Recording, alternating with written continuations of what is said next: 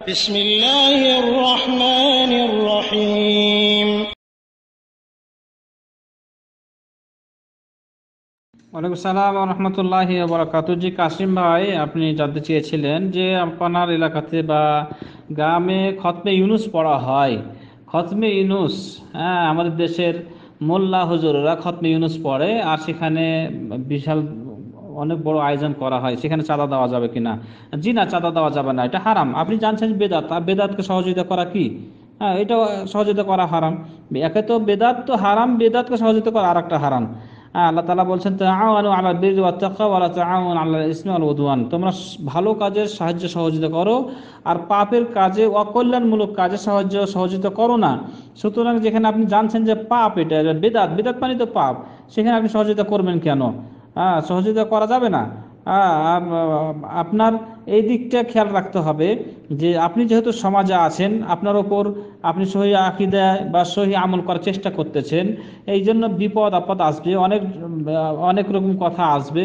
তো ধৈর্য ধরতে হবে আপনার। এই জন্য আপনাকে ঝগড়ায় লিপ্ত হতে হবে এমনটি না। আপনি সরাসরি তাদের সাথে বেদাত বলবেন এখন, আর সবাই একদিকে, আপনি একা একদিকে, তো আপনার বিপদ তো আসবে, এটা স্বাভাবিক। এর জন্য আপনি ধৈর্য ধরেন, ওভাবে ঝগড়ায় লিপ্ত না হয়ে হিকমত অবলম্বন করেন, দাওয়াতি কাজ করেন। ইনশাআল্লাহ আল্লাহ তাআলা সঠিকটা তাদেরকে বোঝার তৌফিক দিবে। আর যদি হেদায়েত কপালে না থাকে তাহলে সেটা তো আলাদা কথা। কারণ বেদাত যে করে সে সাধারণত হেদায়েত খুব পাবে না, সহজে পাবে না, কারণ বেদাত নেকির জন্যই করে থাকে। এই জন্য হেদায়েত পাওয়া তার জন্য খুব কঠিন। তো আপনি ধৈর্য ধারণ করেন আর হিকমত অবলম্বন করেন, দাওয়াতি কাজ করতে থাকেন। ইনশাআল্লাহ আল্লাহ তাআলা তাদের হেদায়েত দিবে, অথবা আল্লাহ তাআলা আপনাকে হেফাজত করবে।